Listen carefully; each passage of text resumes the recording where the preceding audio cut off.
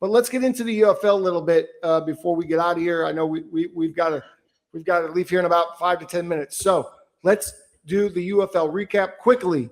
The final scores from this week: Defenders back in the winner's circle with a big 44-26 win that was really spirited by defense and run game. I watched some of that. I watched some of that one for the DC Defenders. So congratulations to that whole team. Orlando 19, Louisville Kings 9. Pretty sleeper of a game there. Orlando Storm and Louisville, both new teams. So it was the expansion bowl. And then we had the Birmingham Stallions, the game of the week, the Stallions and the Gamblers down in Houston. The Gamblers came away with the win in this one, 22-20. But it was an exciting game, and we've got some highlights to take through so you can watch some of this. We had Corral, quarterback of the Stallions, versus Henderson of the Gamblers. There's the first touchdown. That's for the Stallions right there as they take the early lead in this one. Here they go again. This is Corral back to throw and throws a dart down the seam for a touchdown. We love the seams in cover 3, don't we? I like it. I like the seams. Quick reaction, red zone. You don't have much time. Get rid of it off the third. Let it rip. Let it rip. There's Henderson. I like the empty looks. Little bubble screen. I like the blocking downfield. Your foot and get upfield, young man. That's how you do it. The UFL is really becoming an exciting brand of football. We're seeing it as the weeks progress. Here's a nice little kick. Yeah, man, it comes from what we talked about on here last week. They're now a week in. They're starting to gel with these guys. These are turning into their brothers on the field. See, that's one of them scenes. You gotta let it rip. If you're gonna let it rip, let it rip. Don't float it. You gotta let it rip, boy. That was hip high. My grandpa used to say, "You're gun shy. Don't be gun shy." Come on. Now here's Henderson gonna try to take advantage. He's gonna hit right down the middle and then look at the yak. Whoa! Oh, yeah. Oh! Yeah. The highlights are gonna get better from this level of football for sure. Nice little zone read. Hey, Henderson, I don't know, play for Philly right now. He could go play for Philly. Maybe they listen to us because I don't know if you ask me, but the camera crews are better. This is a better look than what it was last week. Highlights or not, if camera's closer, Corral again, trying to stay in it.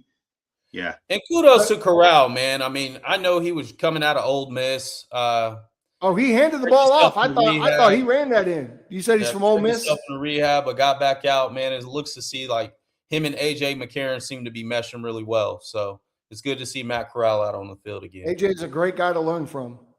Spin out, step up. I like get out there. Legs, down slide. Brandon, he looks like a right-handed version of what you used to. I would have slid. Oh, yeah. Another seam. Dangerous throw, but he got it. We really should have had a bender on that. Oh, it's a pick.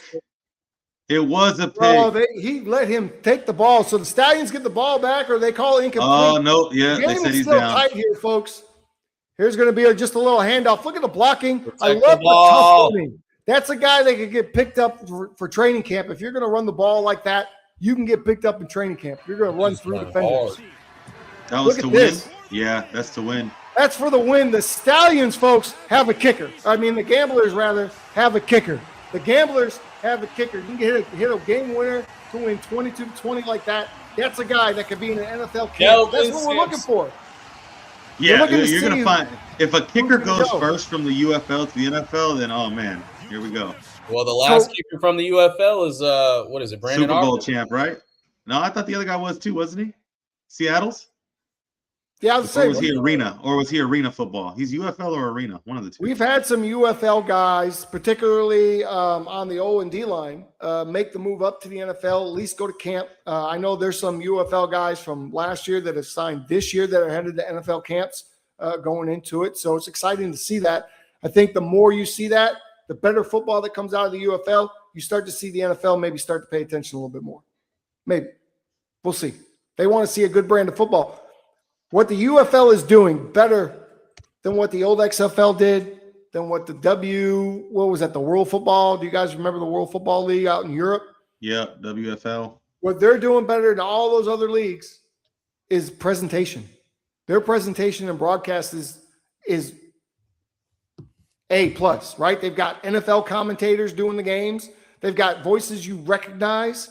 They don't just have guys like Tim Smith from local Dallas area coming to do a UFL game. That'd be great if you did. I think that'd be a great move for the UFL to give commentators a chance. But I love that they use these NFL names and these voices that we hear on Sundays and Saturdays for college, right? I mean, and you're doing these UFL games. I think it gives it credibility and gives it a production value that is extremely high. And it's a lot more fun to watch that way than some of these other leagues have done.